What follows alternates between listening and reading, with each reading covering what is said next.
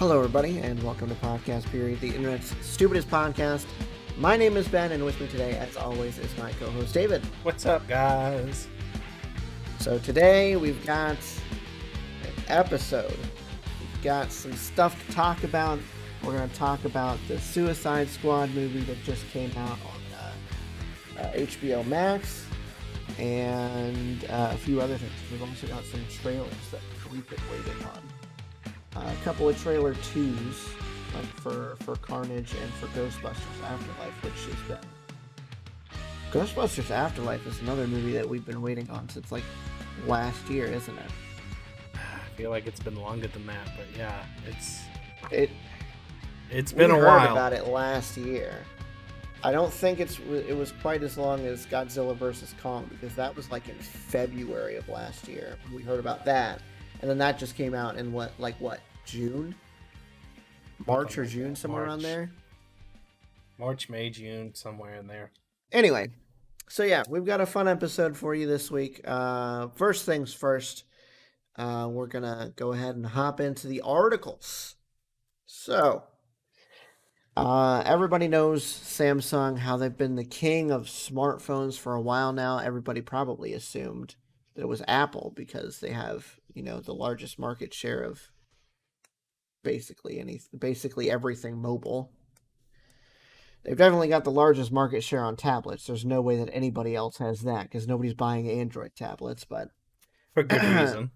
yeah, they suck. I will say that. iPads are, as much as I hate iOS, iPads are a far better implementation of the tablet form factor than any Android tablet will ever be. It's because they all sucked. Yeah. Nobody built a good one. Nope. They all use crappy parts. If you built a tablet with decent, smartphone parts, you'd be in the money. A decent screen, decent storage, decent, RAM capacity, whatever. You'd be good. Anyway, all that being said, Samsung is no longer the top smartphone manufacturer. That honor now goes to Chinese manufacturer Xiaomi. And I know I'm pronouncing that right because I've heard Linus Tech Tip say it about 1 billion times when he's reviewing their stuff. So don't at me. Anyway, they climbed up to the number 1 spot in Q2 2021, which is, I guess, that would be this quarter, right? Yeah. Yeah, we haven't quite reached the third quarter yet. No, we haven't we? It just depends on how you count your quarters. Yeah. If we're starting from the beginning of the year, then we would be in the start of the third quarter right now. Yeah. So, anyway, they are first with 17.1% of the global market, and Samsung is in second with 15.7%, and Apple is in third, which makes sense, with 14.3%. It says a lot when Samsung has all of these different phones and everything. They've got their foldable phones and their Galaxies and whatnot. And Apple has literally one type of phone, maybe 2 different versions of one type of phone, and they have a little bit under 1% of the same market share as Samsung does, which is kind of crazy. Counterpoint says Xiaomi's market share grew 26% month over month. So it's 125% growth. Basically, it's ridiculous. They took over the spot with Huawei. They took over the spot that Huawei had previously held. Huawei, I don't think, ever got to number 1, but they came pretty darn close to beating Samsung before they were banned from exporting from the U.S. by Trump. Which, I mean, say what you will about it, I guess.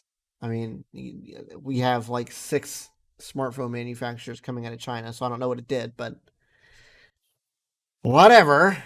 Anyway, Huawei is no more, or pretty much no more. They sold off their Honor sub-brand, so they don't even have that anymore.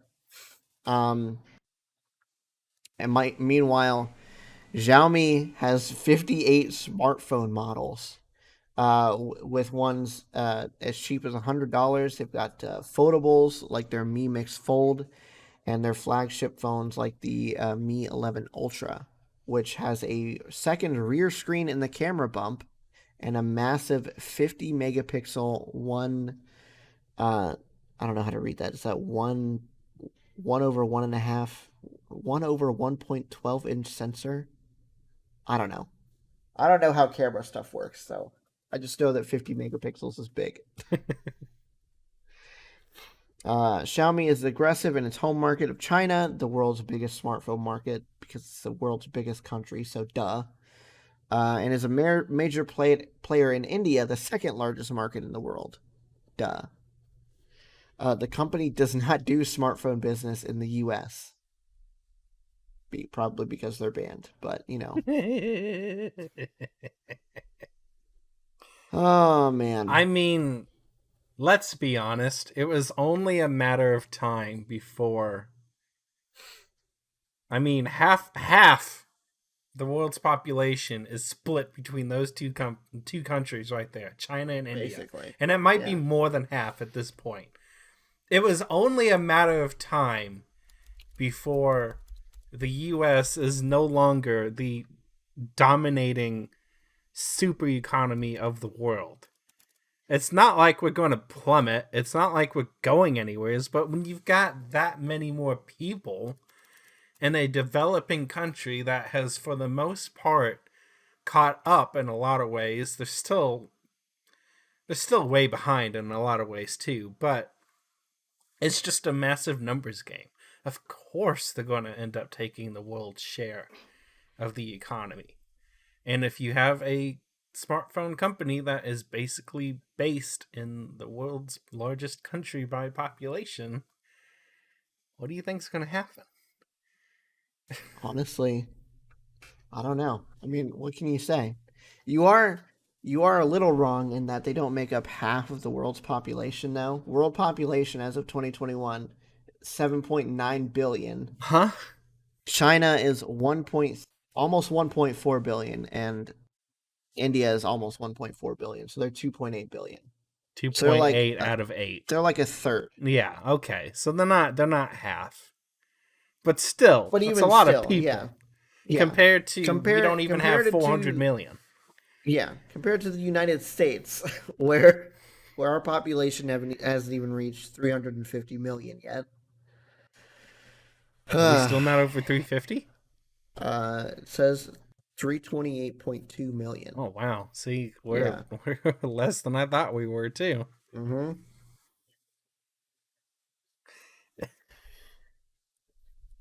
I want to see where's the world population in order. World population. Well, by you country. can put them two at the top,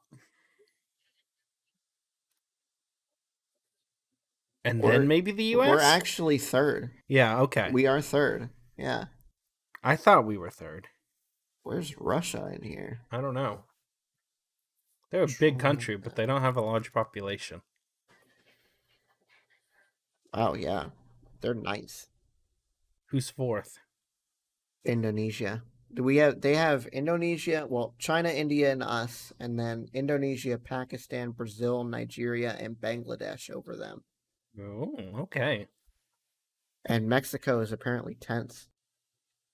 And Japan is 11th. Good lord. Japan. I know. And Japan is tiny. Tiny.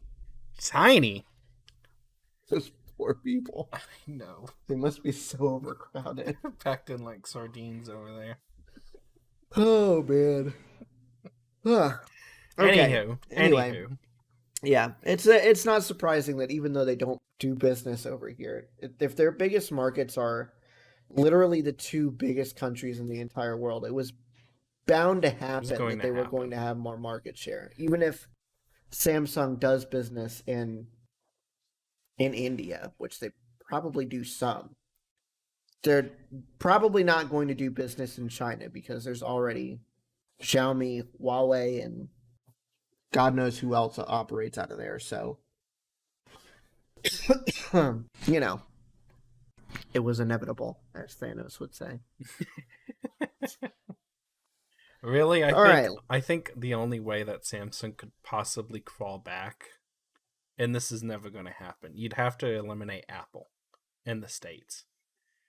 You'd have to have us all on the Android market, and that's not going to happen. At this point, there's too many people. Unless Apple does something to massively screw up what they've built, there's too many people too deeply ingrained in their ecosystem for them to fall behind. They might lose a little bit of market share over time, but they're never going to be like last place or anything like that. They are deeply ingrained. Once you're in that ecosystem, you're not getting out. So pretty much, yeah.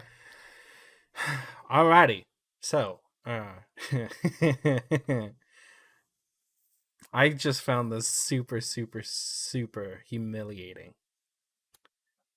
The State Department and 3 other U.S. agencies earned a D for cybersecurity, Ben.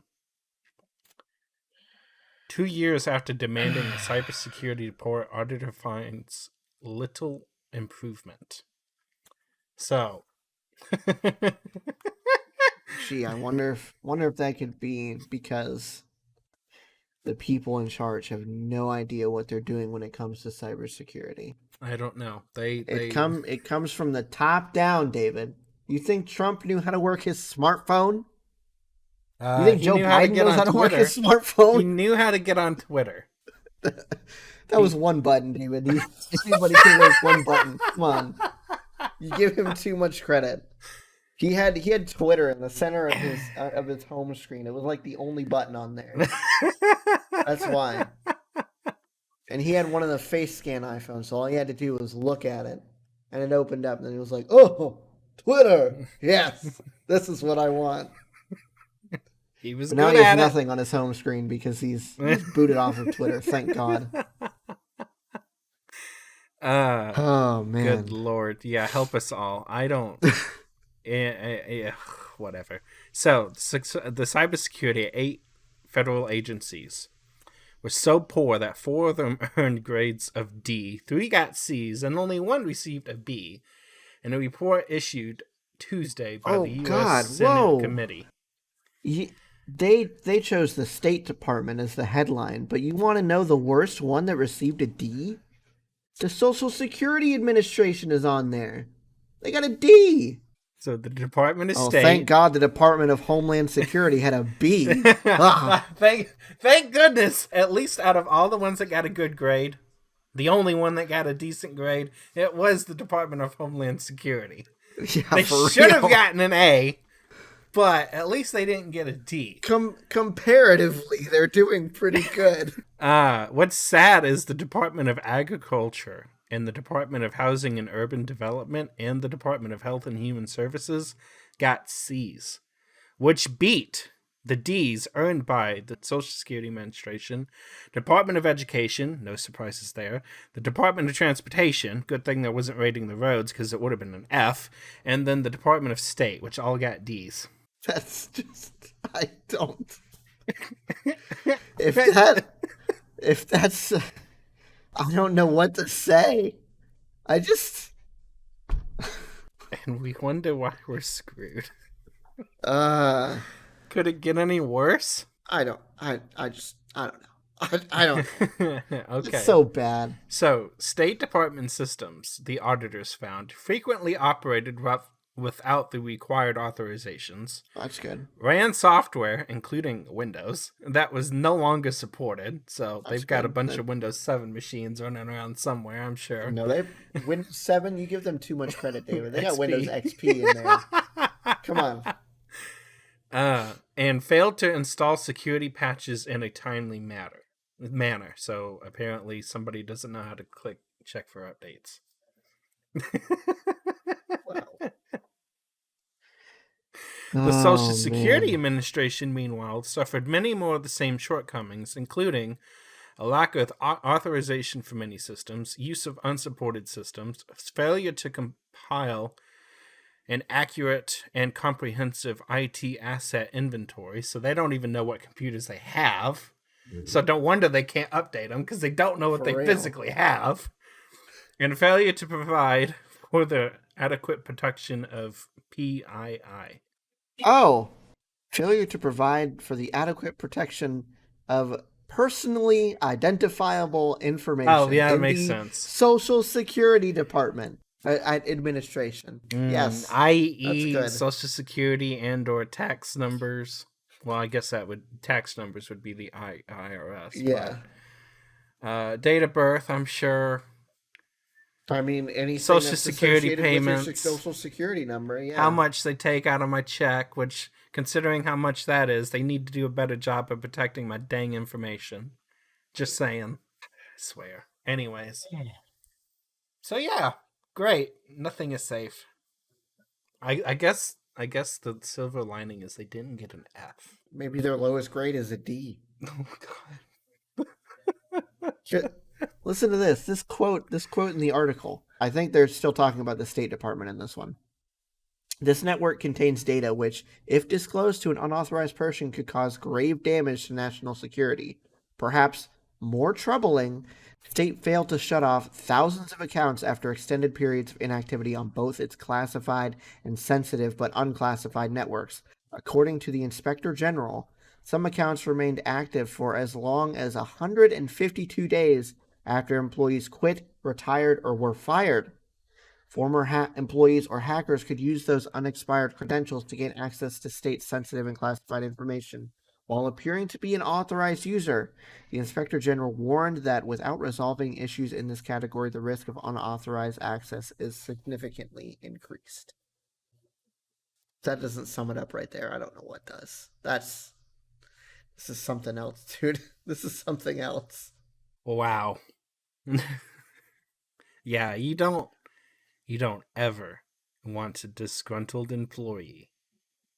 And I guarantee you, if they got fired, they're probably going to be disgruntled. To have access to your stuff longer than like 2 minutes after they've been terminated in the system. Like, that should be immediate. 152 days. That's only 6 months of time.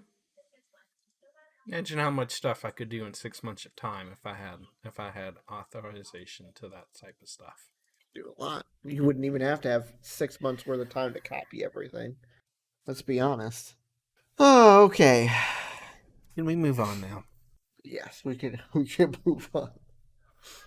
Okay, so now into more tricky privacy stuff. If we weren't already going to talk about Suicide Squad in the discussion, this would be part of our discussion topics. But since it's not, we're going to get into it here. So this article offers explanations as to how Apple is going to do what we're going to talk about, but I want to talk more about exactly how we feel about it. We're probably not going to get into too much how they're going to do it, but so Apple announced that they were going to start scanning all iPhones for photos of child sexual abuse images. So child pornography, basically.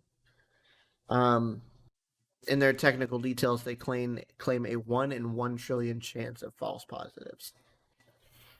My question to you is, while yes, obviously, child porn is a bad thing, do you think it's within Apple's rights? Maybe that's not the question I should be asking, because there could be somewhere in their terms of service that they could do this. Should they be doing it is the question. If and only if it was like, okay, if you had it to like a publicly viewable cloud account, sure. I can't stand the thought of kiddie porn. Like, that's just wrong and it's disgusting. Mm-hmm. But this is crawling towards massive problems of just privacy invasion. Yeah. If it's not on a publicly viewable site, it's on a private device. I don't think anybody, and it wasn't downloaded over the internet or something, and it's a home-sourced photo, and there are legit reasons for what could be classified as kiddie porn on someone's phone that doesn't have to be actual abuse. You could take a picture of your sons in the tub, for God's sakes, and somebody might Yep. call that kiddie porn. Yep. I know. I don't think I have any of those on my phone, but my wife probably has a couple of them because kids are kids. They're cute. You want to take pictures of them. You're not going to spread it around. It's for yourself, And if that's for the parents only, I don't see anything wrong with it as long as there's not actual abuse going on. Exactly. Abuse being a fondling and or touching and or something like that. Just a static photo of the kid dancing around in the stupid tub, kicking bubbles everywhere because kids are kids and they like to have fun. I think this is too much in violation of privacy. Good intentions or not, at some point you have to put the foot down. And if it's on a perfectly private phone with no public uploads or anything like that, when nobody else can view it and it's not being distributed in any type of way, no, I don't think they should be scanning for it. There has to be really, really deep circumstances, like distribution or something, where I'd say, yes, okay, you need to shut that stuff down. I don't know. It's hard to say. Yeah, I don't. I am in agreement with you, obviously, that child pornography is not a thing that should ever exist in the world. But this raises so many red flags in the privacy department, it's not even funny. I mean, where does the line end? Like, they're drawing a line right now where it's child sexual abuse images. And we know what that's going to look like. But who's to say that they could raise the bar a little bit more?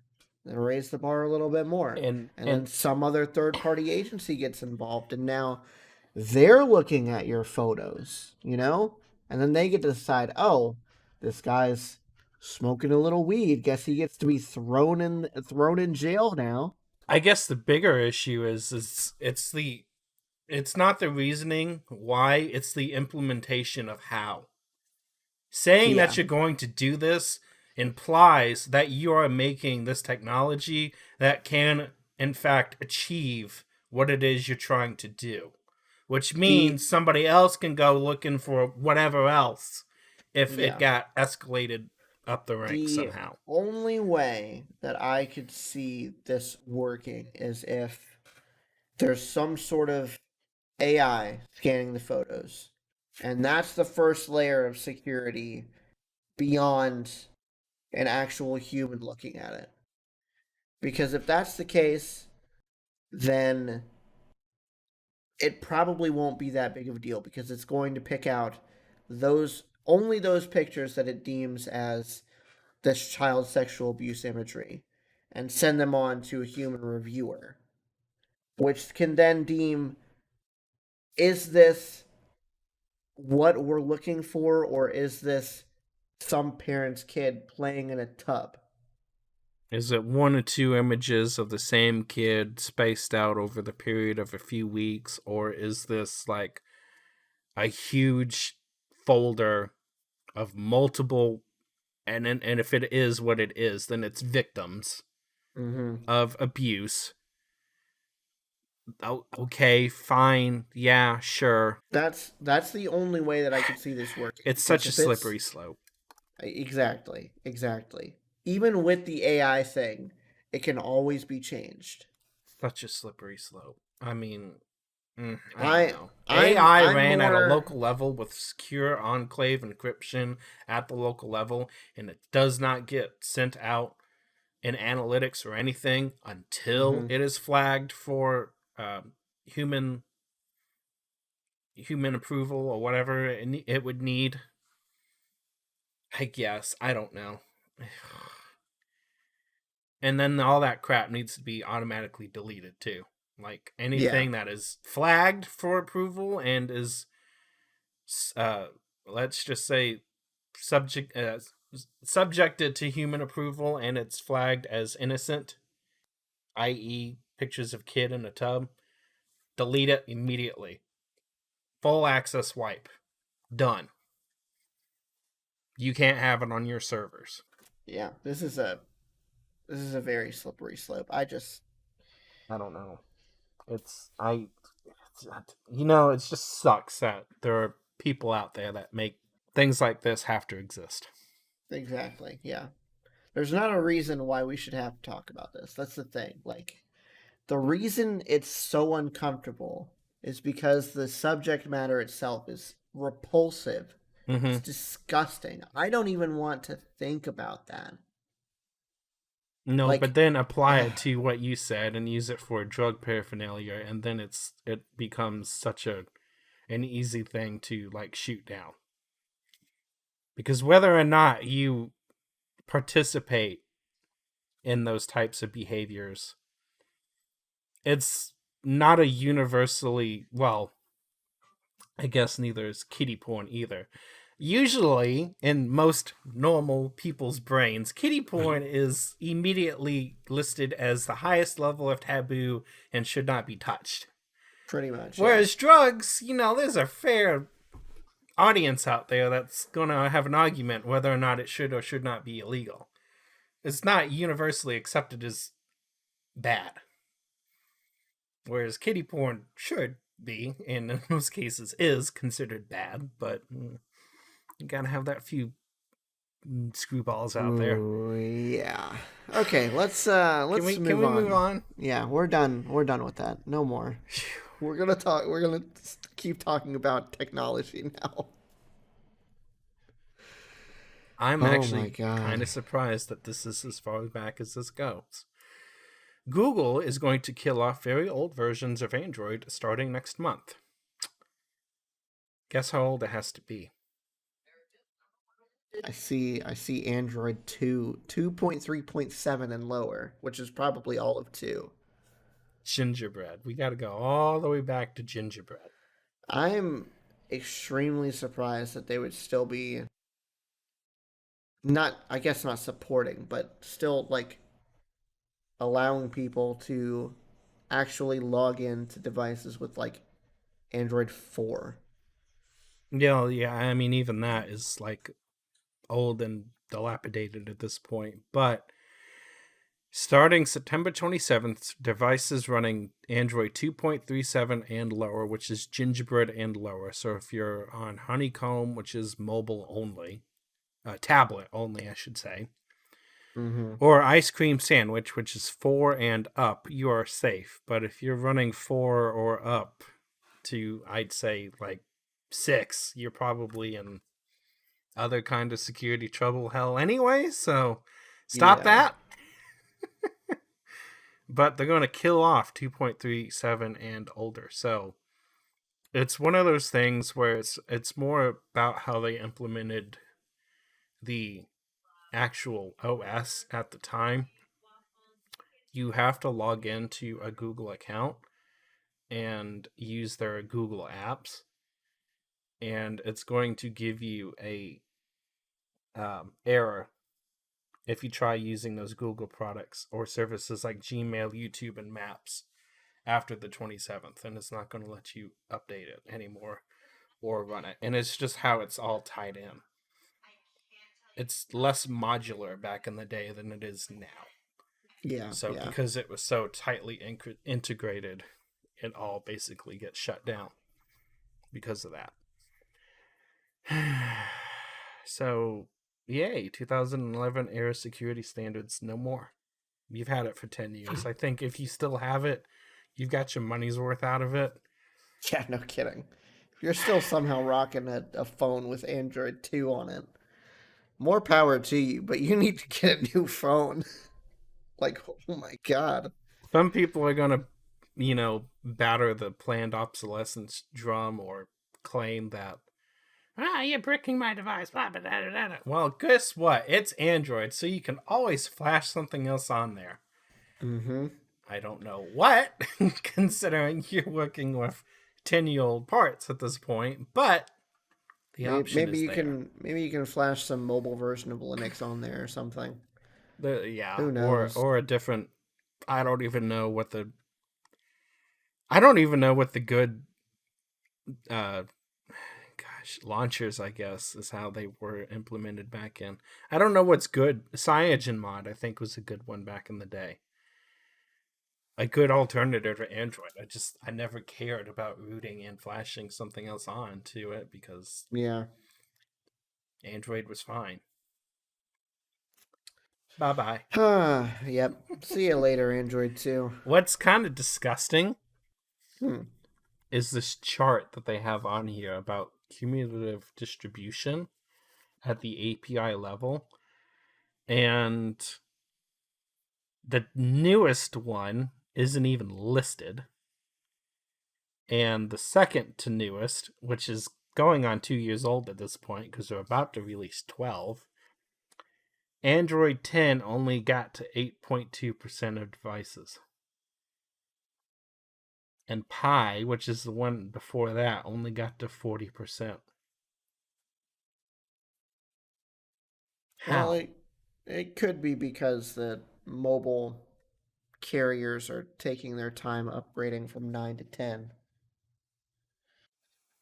Well, and it could just be older devices that don't support newer versions of Android anymore, you know? This is why Apple beats Android. This right here. Yeah. The Yeah. updates. The And only I'm thing pretty I can sure agree is better and superior. you can get. Does the 6 still do the latest one? I don't know. I might be overestimating. It might be an 8 that you have to get the latest version. What are we on? 15? I don't know. 14. iOS latest 14.7.1. Okay.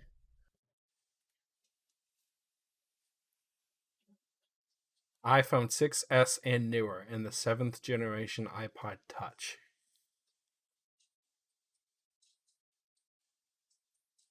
I want to say that they were going to go up to 8 for 15. I didn't even know they were still making iPod touches. Last time I got one, I think it was like the 6th gen. Oh, well, I guess they are going to keep it on the 6S.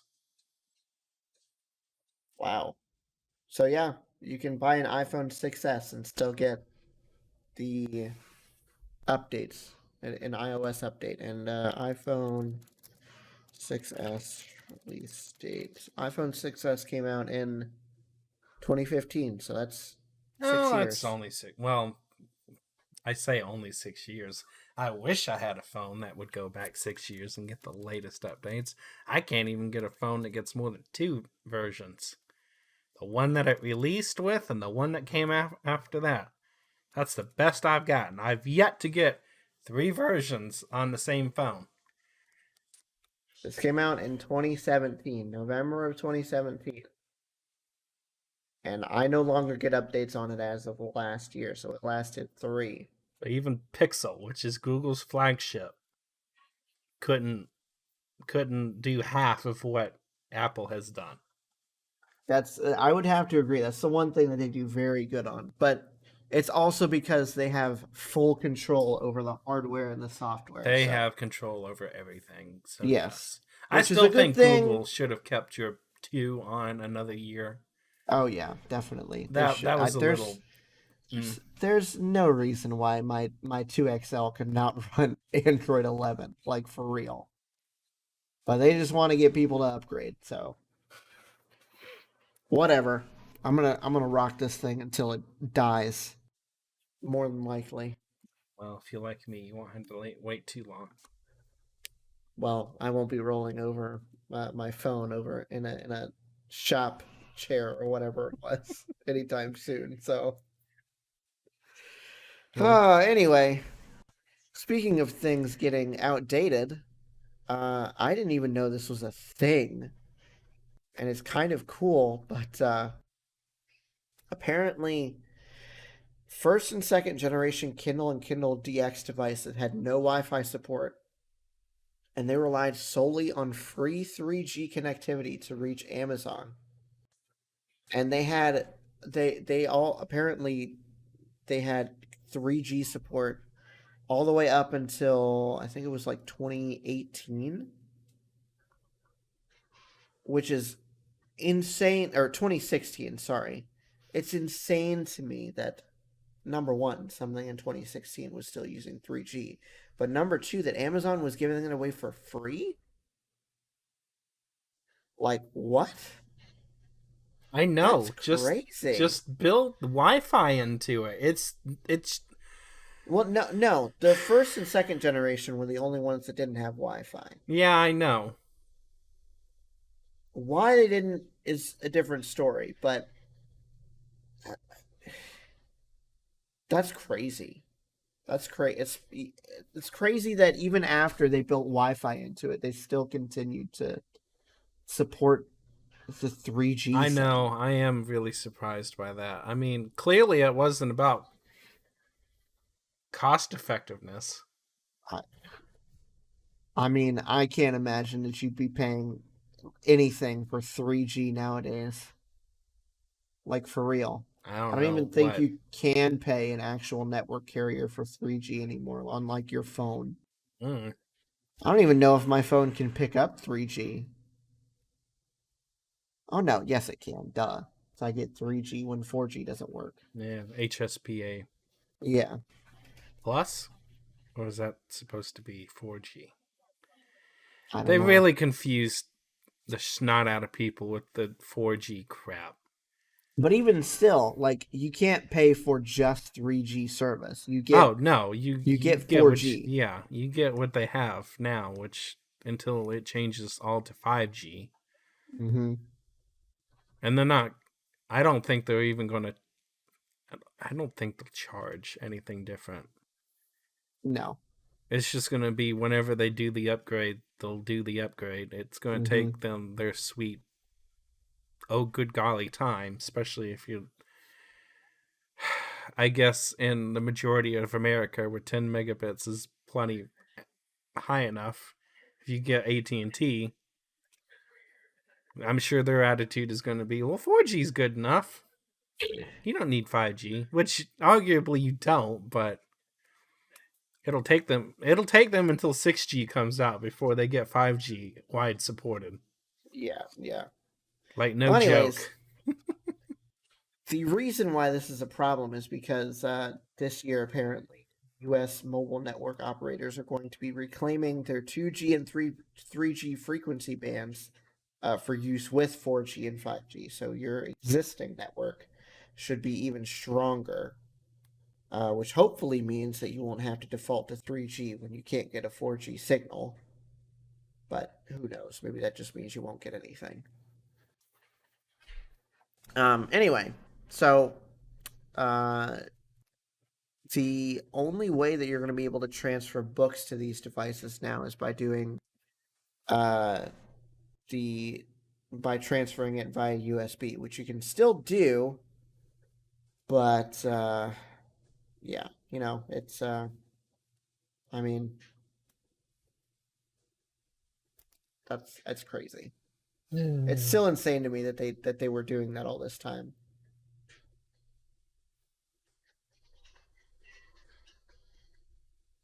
14 years. If you've had that Crazy. device for 14 years, I think you've gotten your money's I worth think out you of got your it. money's worth out of it, especially if you had free connectivity that entire time. Yeah, no kidding. Alrighty. So, out with the old and in with the new. We have our first official Pixel 6 pictures and info. Hey. So, Google's Whitechapel SoC is officially Google Tensor. Plus, we've got pictures. So, I guess they've changed the branding a little bit. Google has posted an official sneak peek of its upcoming Pixel 6 flagship contained in a tweet storm and teaser website. We're finally getting official pictures and confirmations of the many rumors that we've seen out there. So first up, one of the most exciting aspects of the Pixel 6 is the inclusion of Google's Whitechapel SoC. This is Google's first in-house SoC. So we're finally going to start seeing everybody doing their own stuff. Apple decided to go in-house a long time ago with iOS devices. I don't remember what the first generation was, but it served them pretty well. getting their A processors on their own in-house silicon. Mm-hmm. Google's finally going to step in that direction, and that will serve as the main chip powering the phone. And this is going to be probably a pretty devastating blow to Qualcomm if other manufacturers follow suit. Mm-hmm. Anyways, Google is dumping them as the SoC manufacturer and taking a more Apple-like vertical approach to its phone hardware. Hopefully that means Google will do a better job of getting more out of it, more optimization, and I hope longer long-term support, because 2.5 years is kind of mediocre, but whatever. Oh. Yeah. Okay. So, sorry, I was reading further down into the article. Apparently, the big benefit to bringing in their own in-house silicon means that Google should be able to support the Pixel 6 with updates for longer than 3 years. The reason that they have not been able to support any of their phones for more than 3 years is not because they haven't wanted to, it's because of Qualcomm. Qualcomm does not want to support their chips for more than 3 years. I have seen issues in the past where it is a Qualcomm issue that many Mm-hmm. phones would have gotten an update had Qualcomm played ball and actually allowed Yep. the physical SoC to be. I get there's things that they're going to have to release to support the new OS, Mm-hmm. and they just don't. So you would So think Google would have, mandated it, but I guess they didn't, or they couldn't. So it says for Qualcomm, supporting a device for longer means selling fewer chips. So the company doesn't want to match Apple's lengthy iPhone 5 to 6 year support window with a competitive package. With Qualcomm out of the way, though, the Pixel 6 support timeline will be entirely up to Google. No excuses. So, in other words, hopefully they're going to just do it and support their phones for as long as Apple is supporting theirs, because that would be dope. If that's the case, then there is no reason not to go with a Google phone, unless you're one of those people that just updates their phone every year anyway, which makes absolutely zero sense to me. Really doesn't. If you're one of those people like me where you buy a phone, where you want to buy a good phone and you want to use it for as long as you can, this would be perfect, because even I haven't gotten updates on this thing for almost a year and I'm still using it. That's one, how much I like the phone, and two, how little of a reason there is for me to update right now. So I can only imagine having this phone for 5 to 6 years and then probably not updating it for another couple years after that. Yeah. So if you're like me, you could get presumably 8 years out of this one phone, which is insane when you're thinking about Android.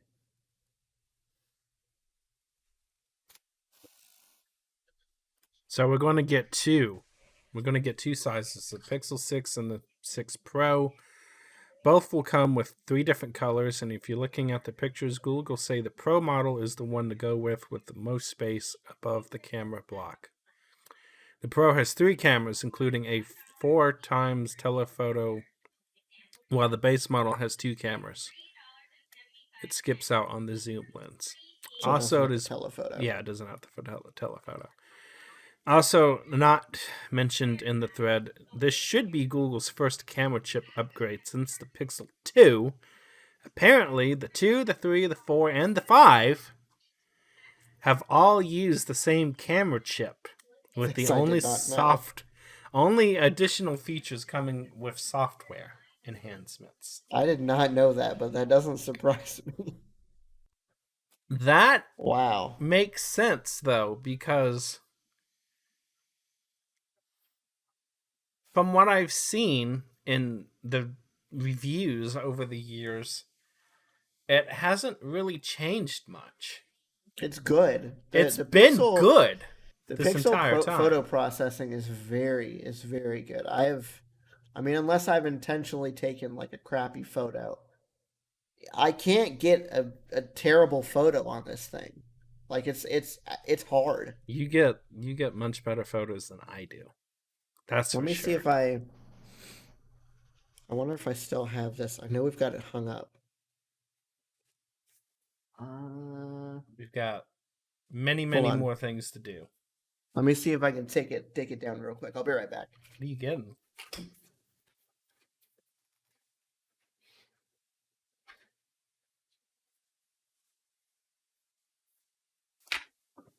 So this photo right here. If I would have told you that we had this professionally taken, would you have believed that?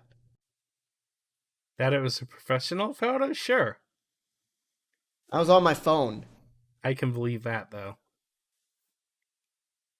This is insane. Like I took this picture when we were in Tennessee, I think.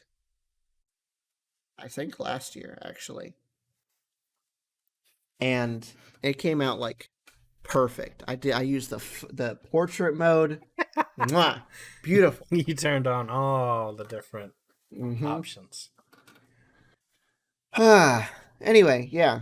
I'm kind of excited about this. I don't know if I'm going to upgrade my phone right away, but it's The gonna happen eventually. the only reason why there's a big con and a big pro to this.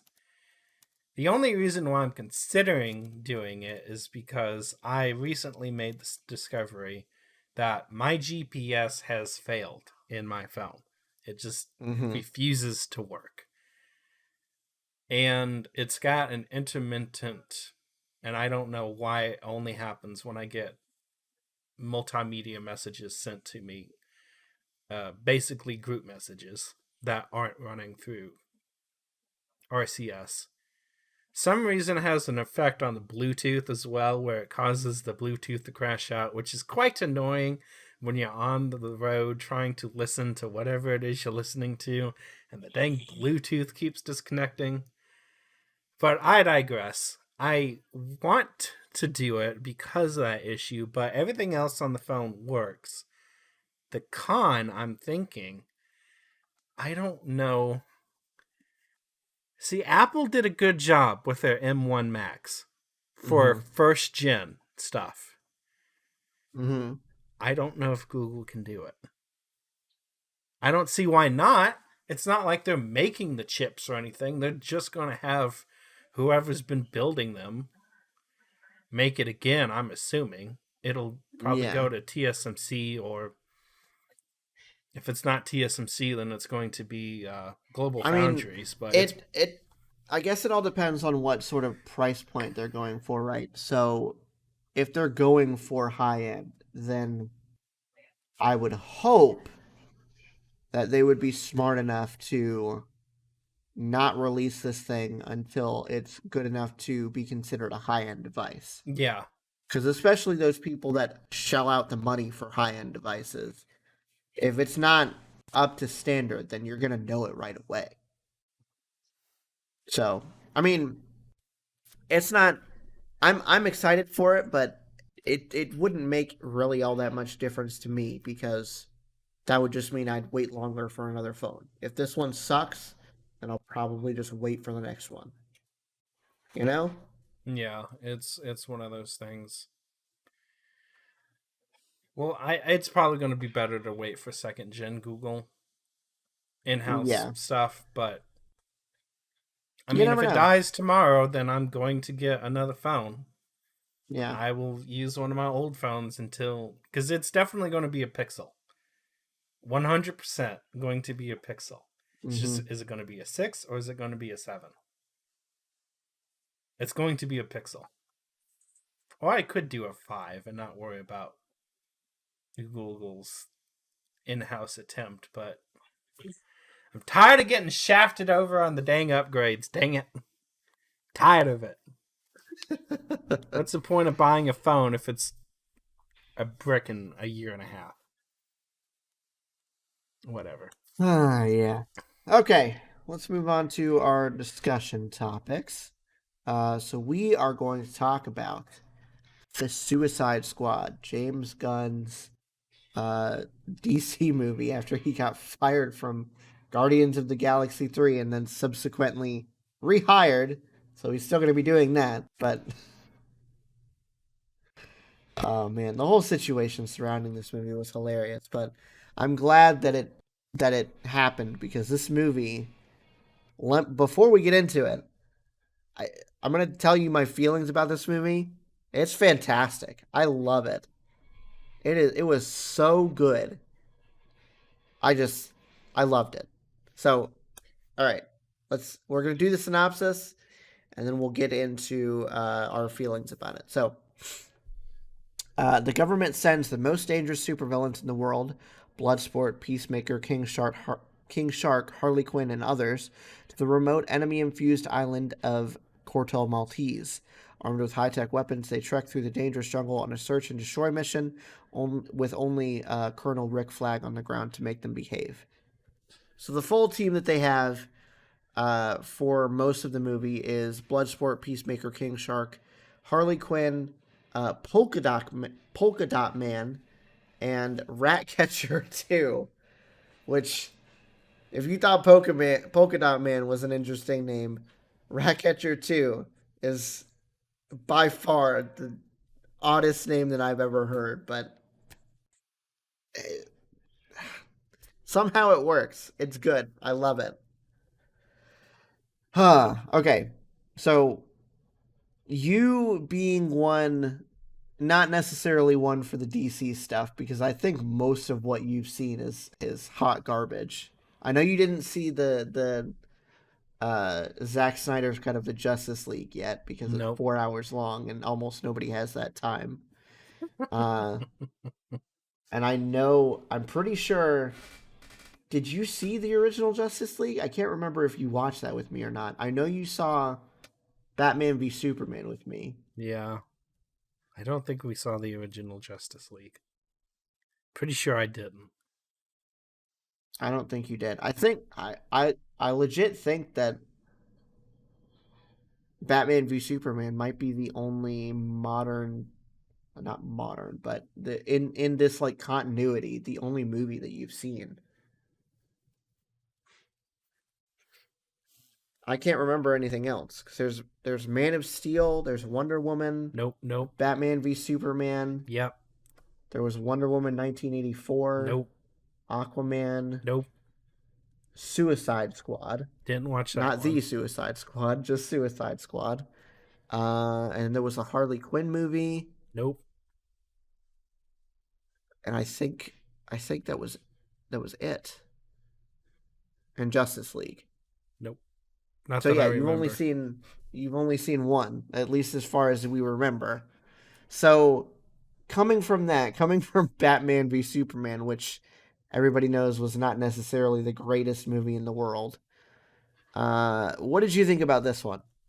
Well, Batman v Superman, didn't have any humor in it to me whatsoever. Like, No, it didn't. it was so cut and dry, and it was all too serious, and the things they did with it was just to me it was an enjoyable movie, period. Now, being detached from the DC universe, I probably have a more objective feeling about this because I'm not upset with what they did with characters and whatnot. I didn't like what they did with Batman necessarily because I do know most of what his MO is about. Mm-hmm. But I feel like safely say it's just objectively a bad movie. Oh no, it's definitely a bad movie. It's just not good. Suicide Squad. Well, the Suicide Squad, I should say. We got to make that important distinction. Mm-hmm. In the very beginning, I didn't like it. And the reason why I didn't like it was just how they had things arranged in the first 10 or so minutes. I before Once you we keep going, backtracked, before we keep going, I have to say I am in 100% agreement with you for like because I had to break this up into like three different viewings because of time, and okay. I stopped after like the first 20 minutes because I had to go to work or whatever, and I don't think I watched the movie again for like another 2 days. I was like, man, I don't know, this doesn't seem. I mean, I like Guardians of the Galaxy. I know I like James Gunn, but ugh, this is a rough start. It was to me, it was a little bit rough, and I don't Mm-hmm. know if that was just because we're not used we're not used to things being laid out that way. We're somewhat, I don't know if spoiled is the right way to put this or not, but we've been conditioned too much by the MCU on how we expect things to somewhat play out. I realize Yeah, this is yeah. an entirely different comic universe we're talking about. We're talking about DC. So it's a completely different character set, and it's a completely different studio. We're talking total different ends of the entertainment spectrum. Mm-hmm. Disney, Marvel versus Warner Brothers, DC, all that good stuff. I just it didn't feel right to me until we got about 10, 15 minutes in, and it's like, "Oh, okay. I'm back on track now. I like this." Then we got the humor, then we got the fun, then we got further explanation as to what was going on.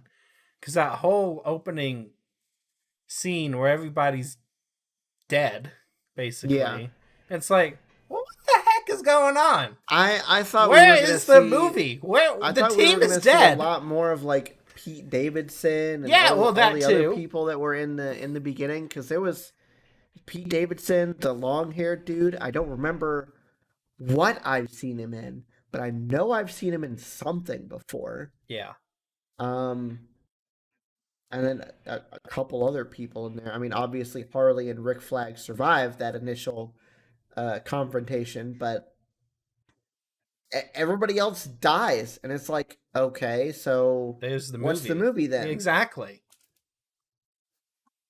So it was a little weird. I was a little taken back by that. But Yeah, once yeah. we got past that, I liked it up until,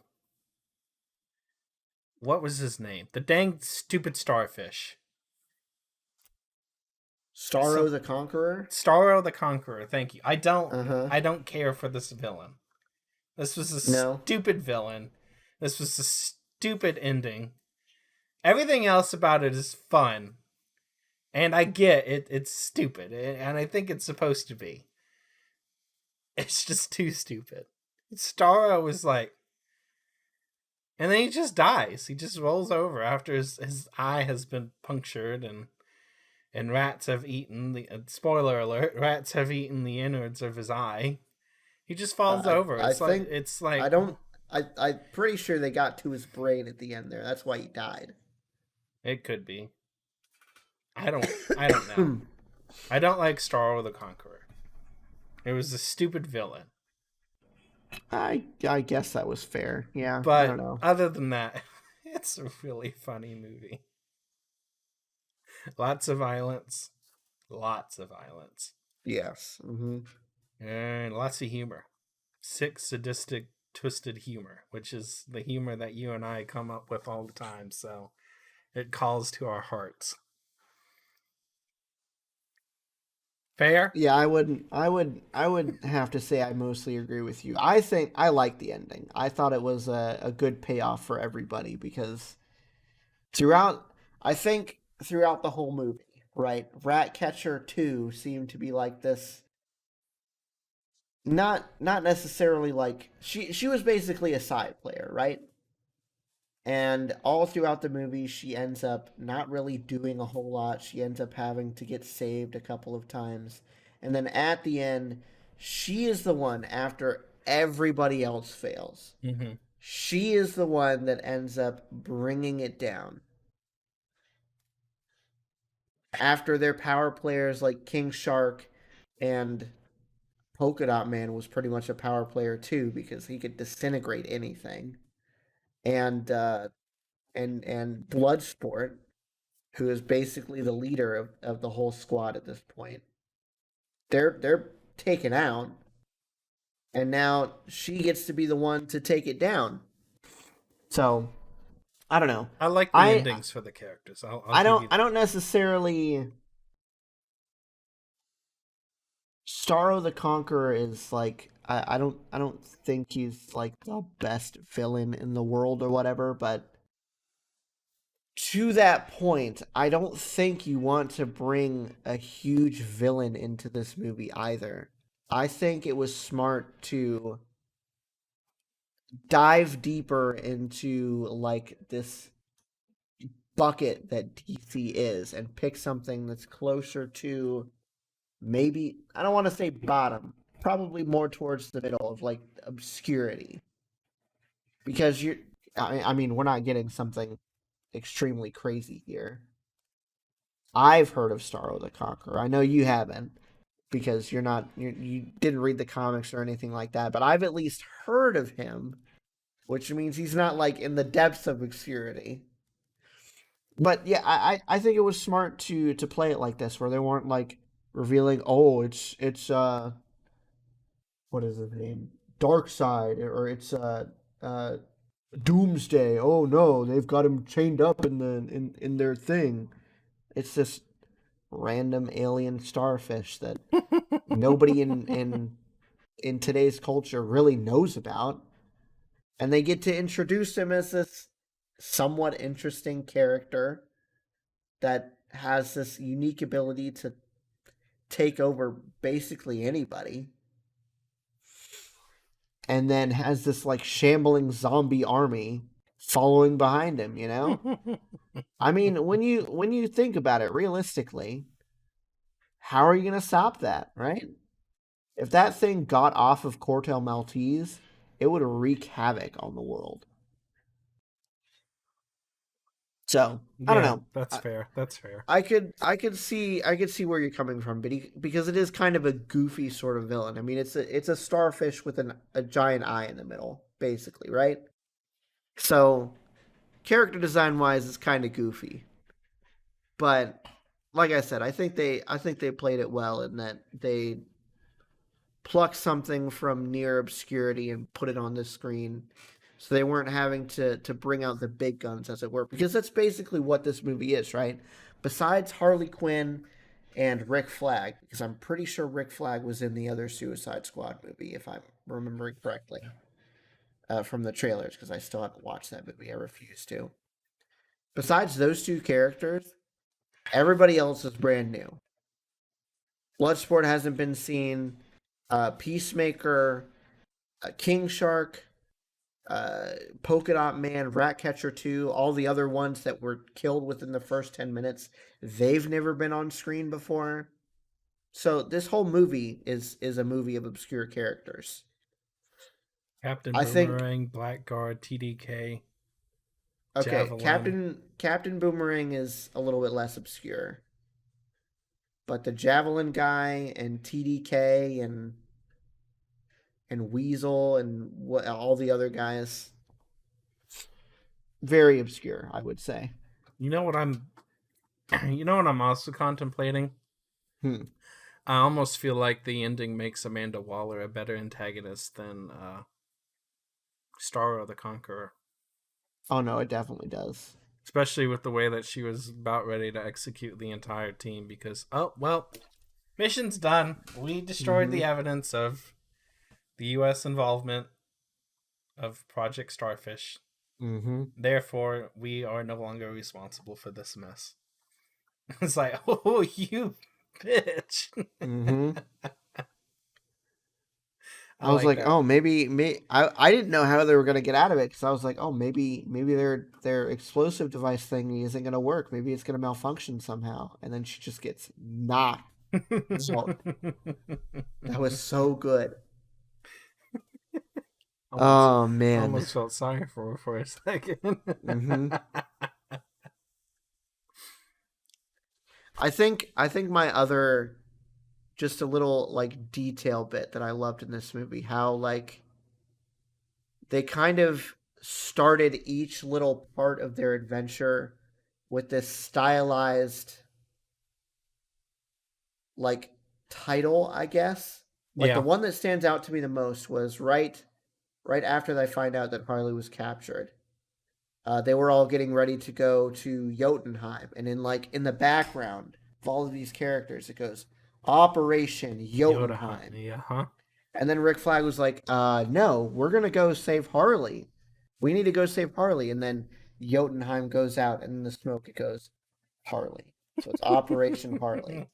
I that those little details like that They are did a really good it was job so good.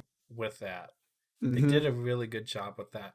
I have to give them credit where credit is due on this one. We've seen a lot of those types of title objectives just written in Mm-hmm. the background, or locations written in the background in a lot of different things. But Yeah, the MCU text on the implementation screen, has just been basically. giant text of Mm-hmm. where we're at. And that's Mm-hmm. all. I will give them the credit where this is due. This is definitely a lot more fun and a lot more creative with the way that they did it in this film. Mm-hmm. So I will give them that.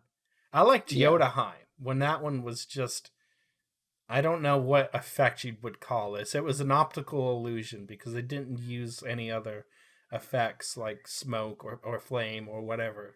Yodaheim was just like different pieces of scrap that just Oh happened to yeah, lined yeah, up yeah, yeah, yeah. perfectly. It was And as you spun around it, it's some panned sort of around, optical. I think you would call it an optical illusion. I don't know what else it would be. I'm sure there's a special effect that would be like the mirror effect or something. I don't know what that illusion would be called.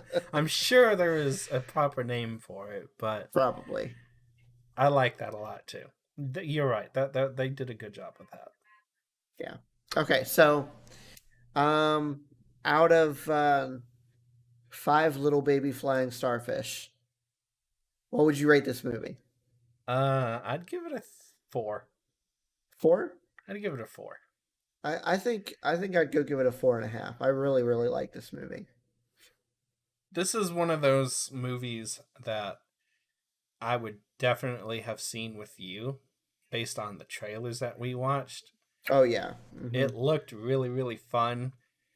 And with the exception of I was tempted to be like, no, Ben, I'm sorry. We're not doing Suicide Squad this week. I can't watch this. Once I got past that point, I was like, oh, okay. I'm good now. We can Yeah. I continue. it was a weird choice to start it out that way, but I don't know. Looking back on it, it doesn't really feel as bad because the rest of the No, movie is so good. no. It's just it.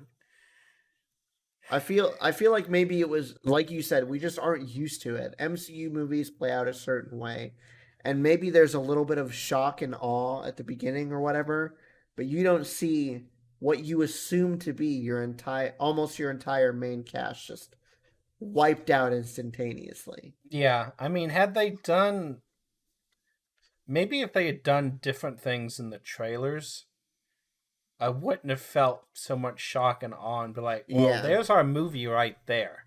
because they played up that plane scene with everybody in it a lot. Like A that was a lot. big part of it. You would have thought Davidson would have been in the film longer than 10 minutes. You Yeah. almost thought Harley was gone in that first attack.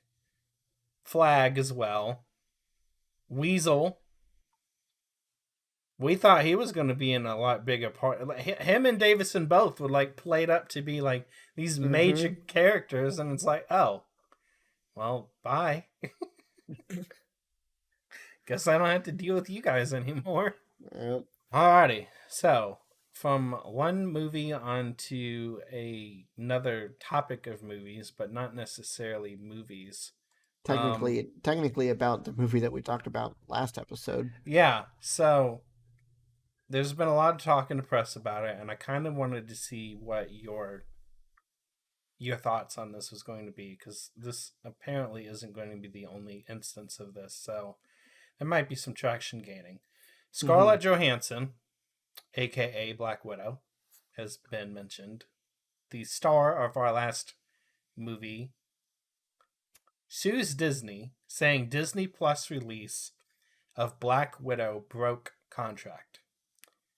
So the lawsuit is basically stating that the Marvel star was promised an exclusive theatrical release and cut, and this is where the breach of contract stuff is really going to take hold. Cut of the ticket sales. Mm-hmm. So um, because her contract basically compensation stipulated in the contract was based on performance in the theaters. Yeah. She feels, and I can't say that I disagree. Mm-hmm. Now, whether or not it's a big deal, I mean, you already got millions and millions of dollars, so part of me is like, you shouldn't be I greedy, but won't be able to buy my next yacht. there's a little bit of that sentiment going on with this. But, I mean, for legal purposes, it is a breach of contract. She was promised compensation based on the performance of the movie sales in the theaters. And you Mm-hmm. cannot tell me that the Black Widow release on Disney Plus did not affect that.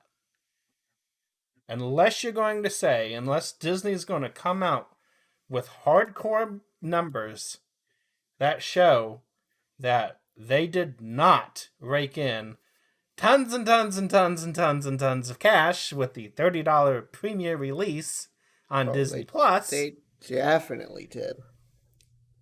Unless you're going to show that like 1,000 people did it, then I don't really see how there's a way out of this for Disney. Like, Yeah. you cannot argue that that did not have an effect.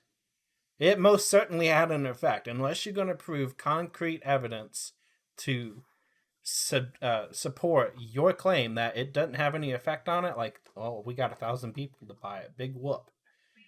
Because 1,000 people is potatoes out of how many people saw this movie or would have gone and seen this movie.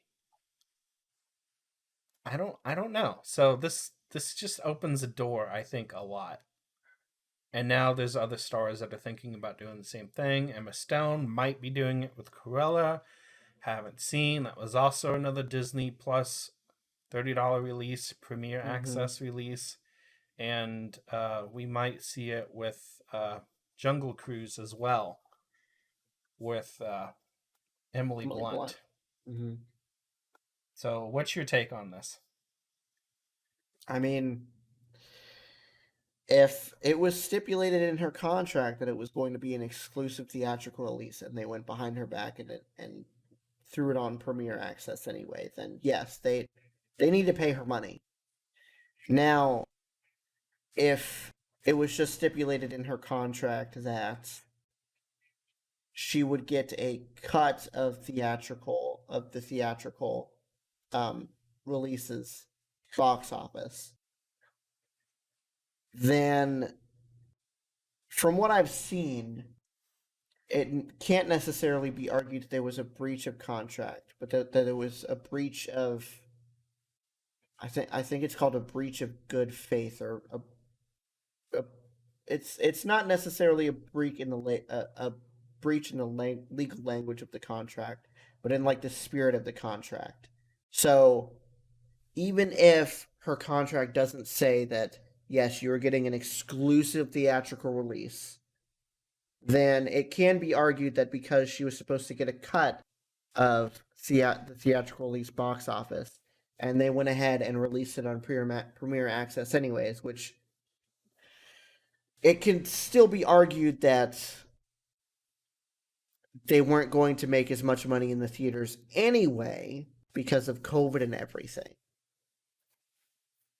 You could see it as Disney cutting her potential earnings by however many people chose to stay home and watch it on Disney Premier Access, then decided to go out to their local theater and see it that way. Yeah, it's going to be really, really hard to prove numbers because you're right. You could argue, okay, we just take this many people that did it on Disney Plus Premier Access and use that to just offset ticket sales and say, well, this many people did it at home, so then this many people would.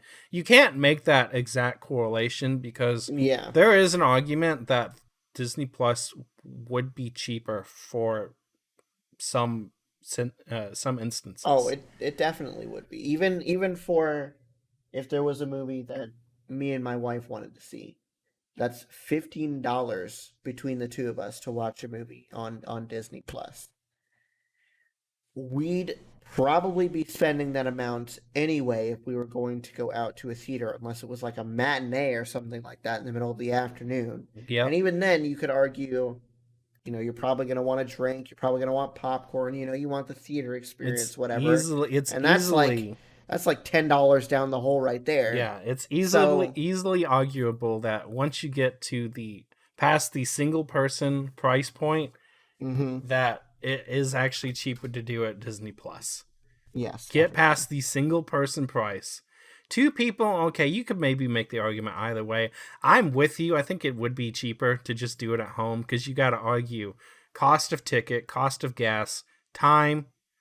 Some people's value is in time because they base all their money on time. That's some people's lives. Food, drink, concessions, whatever. Babysitting. Who knows? Yep. Who knows? It could be anything. It's cheaper to do it on Disney Plus. Okay, great. You really should have negotiated something.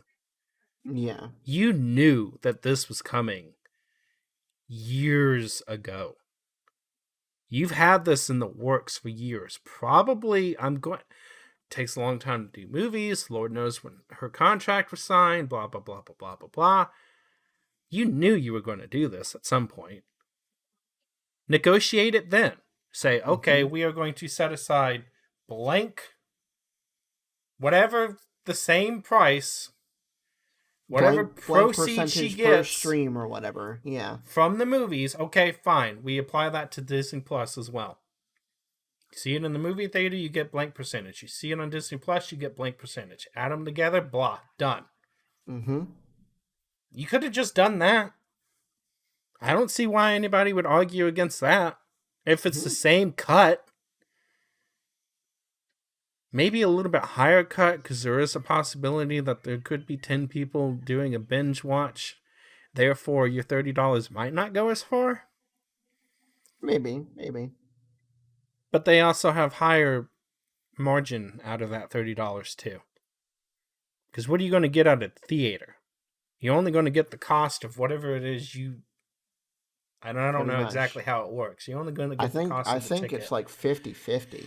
Whatever that turns out to be. Yeah. So, what do you got to pay when it comes to your own platform? The overhead that it costs to run said platform? Which is divided across how many? Disney Plus Premier Access isn't paying for the platform. The Disney Plus subscription is paying for the platform. So that's just pure profit. That $30 is just pure profit, which is why they're doing it. I think it sucks, but whatever. All right. Okay. So before we move on to the trailers, I just want to point something out real quick. Did you notice Sylvester Stallone's name in the credits of Suicide Squad, like in the opening credits? I didn't pay enough attention to the credits. I saw it.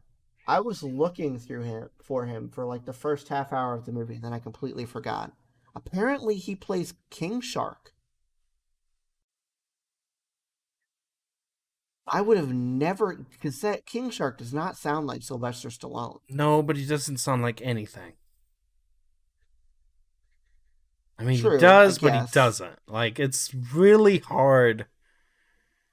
It's really hard to pinpoint any voice in him. It's just like this mumbles. Is true.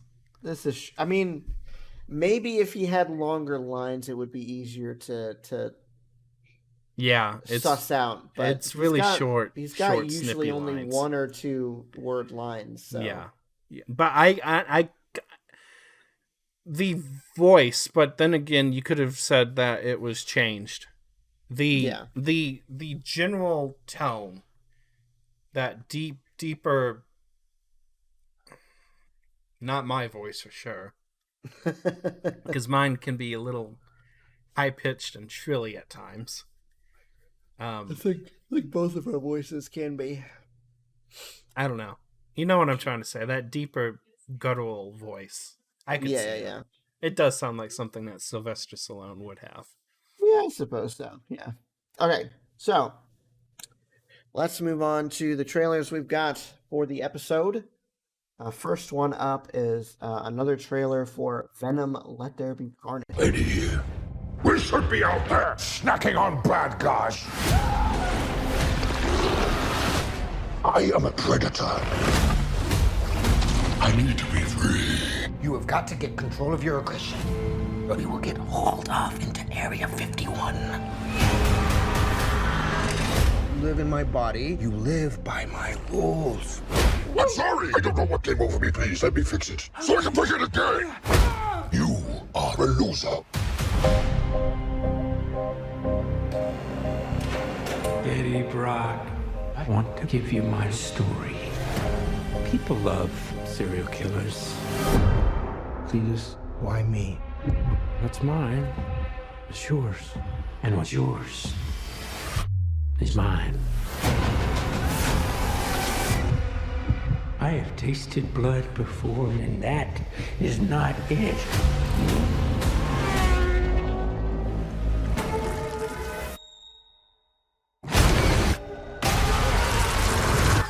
All I ever wanted in this world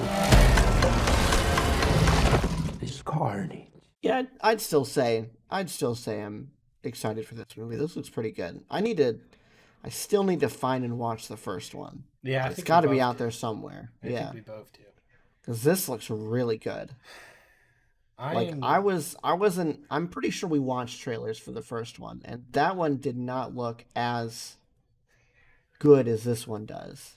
But maybe it's because Woody Harrelson is in it, and I love Woody Harrelson as an actor. He is fabulous. What's your rating?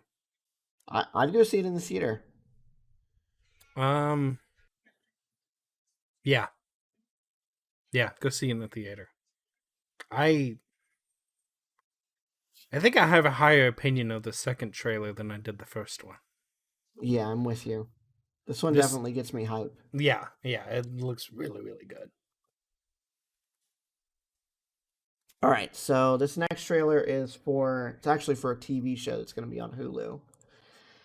For Why Last Man. Mr. President, you're... I'm fine. Come on, guys. Madam President, power plants will start to shut down. Which city? All of them. Somewhere is the answer to how this all happened and how we fix it. Who are you? Yorick. You're reproductively interesting. Wow. Okay. People are gonna have to pick sides. They are hungry. Angry. Terrified.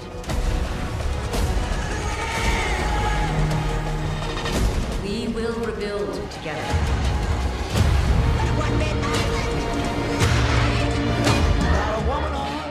So what you think? Interesting concept? It looks like an interesting concept. I'm somewhat like just laughing in my head, like, yeah, okay, let's see how you ladies handle it when there's literally no other guy left except one. But that's a little sexist.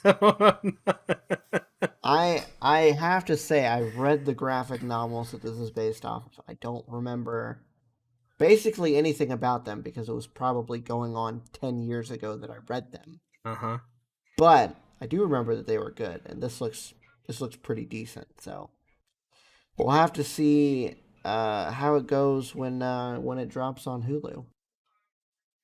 Probably won't be doing it for this show because I don't think. I mean, it looks fine, but let's be honest, it's not Marvel or anything like that. So it's not really our main demographic here. I don't think. No. But it looks interesting. It looks good. All right. So our next trailer is for a movie called King Richard, which looks like it's got Will Smith in it. Literally the only reason why I picked it.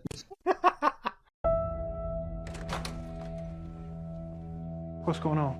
Everybody okay? They got a call, said there was trouble in the house. Oh, okay. Yeah. Okay. You all need to look around? It's a little wet for practice, don't you think?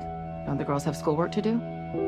They do their homework. Tundi's first in her class. Lynn and Isha are too. Now, I don't even mind you saying we hard on these kids. You know why? Because we are.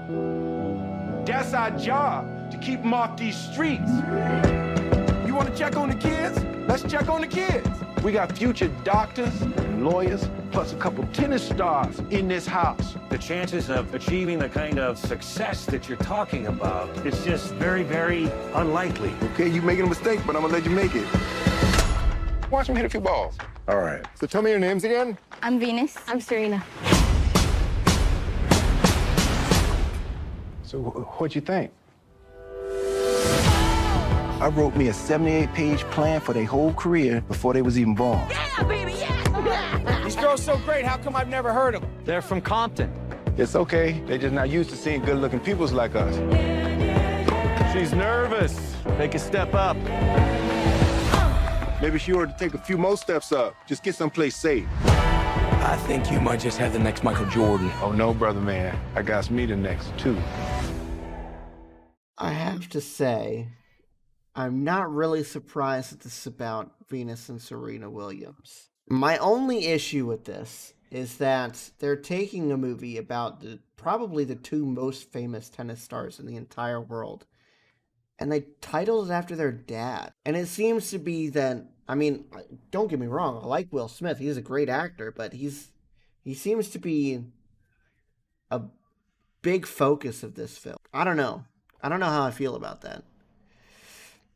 I guess it just depends on how true to life that this inspiration is. The inspiration from their dad truly is. Like, was that a big part of their life?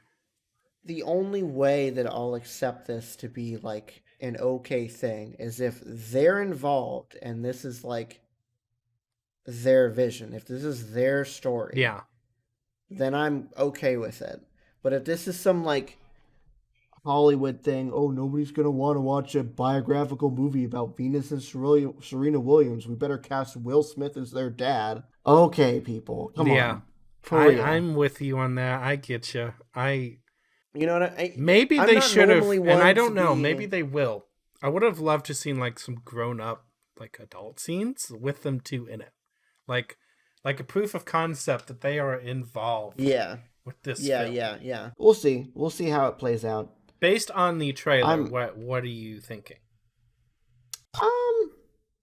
Based on the trailer, I'd probably, wait for a rental. I mean, it seems all right. Like I said, it looks good. It just depends on where this whole King Richard, Will Smith thing is coming from. Mm-hmm. I would say wait for a review, only because this is falling into that camp of biography movies that I don't know if I'm actually interested in it or not. I'd just have to wait. It's a wait and see type thing. Like, I don't know if I'd actually want to watch it or not. Yeah, that's fair. All right. So our final trailer for the episode is for Ghostbusters Afterlife. You're a great mom. I don't know. I'm fine with Trevor, but with Phoebe, she really keeps me on the outside. That's normal. She's an awkward, nerdy kid. Maybe a new home can be an opportunity to start fresh. I just wish she'd get into some trouble. There's still time.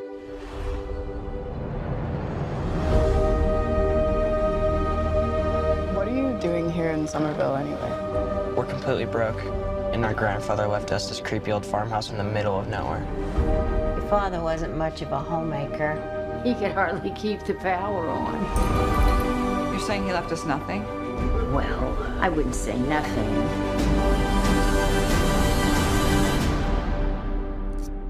You went with the station wagon? It's the only one that had an engine.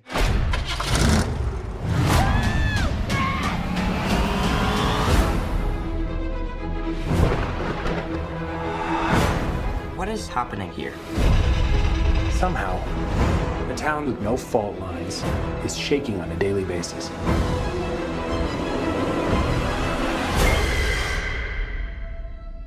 Maybe it's the apocalypse.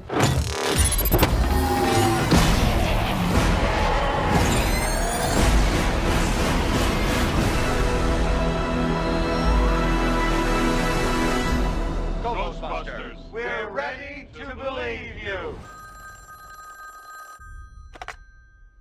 We're closed. Mm-hmm. Did you hear that a little bit at the end? I did. Mm-hmm. You know, I don't know if I mentioned this when we first saw a trailer for this, but I just now noticed that this is being directed by Jason Reitman, who I can only assume is the son of Ivan Reitman, who was the original director for Ghostbusters. So that's pretty freaking cool, right there. I'm thinking you are correct in that. I'm trying to look it up real quick. Yep, parents Ivan Reitman. Yep, Ivan and Geneva. Mm-hmm. That's cool. That is very cool. A nice passing off the torch, if you will. You know what I didn't realize, and I don't know if that's just because it wasn't made obvious the first time, or if it's just because if they didn't say it this time or not. Mm-hmm. I didn't realize that she was a girl the first time. I thought they were two brothers. I didn't know they were brother and sister. Now that you mention it, I don't think I realized that either, because they never mention anything about it. No, I didn't catch it. At least not that I remember. Not that I remember. But they did specifically mention it this time, so. Yeah, It's yeah. like, oh, it's a brother and sister. So, rating. I would go see this in the theater. 100%. This looks really cool. I would have to say wait for rental. Yeah? Yeah. Like, it'd be the stipulation that if we went to go see this, okay, but other than that, I'm not 100% convinced yet. I have fair. a very That's fair. small glimmer of hope based on what we believe. I'm going to... You just want to go ahead and say who we thought it was. Mhm. What we believe is the possibility of a Bill Murray cameo in there. That wasn't Bill Murray.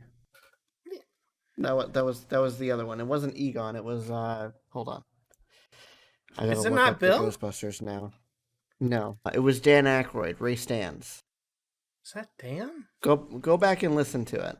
Okay. Yes, Yes. 100%. Okay, that Dan is Aykroyd. Dan. I'm sorry. See, I wish that. I mean, I know we're not gonna get Harold Ramis in it because he's dead, but I wish that we would get the rest of the original cast back, like Ernie Hudson, Yeah. Bill Murray, even Rick Moranis. Rick Moranis would be dope if we could get him back. I was going based off the arm. It looked like Bill. Oh. It looked like Bill Murray's arms, but as soon as you said it wasn't, it's like, oh well, it is Dan's voice. I would love to see some of the. Sigourney would be good if we could get her back. Too. Yes, Sigourney would be great. Oh man! All right, so yeah, that's where we're gonna leave this episode, guys. Thank you so much for watching. Be sure to leave a rating on whatever podcasting platform you have been listening on. And if you're on YouTube, be sure to like and subscribe and all that jazz. We will see you in the next episode. Bye-bye. Bye, guys.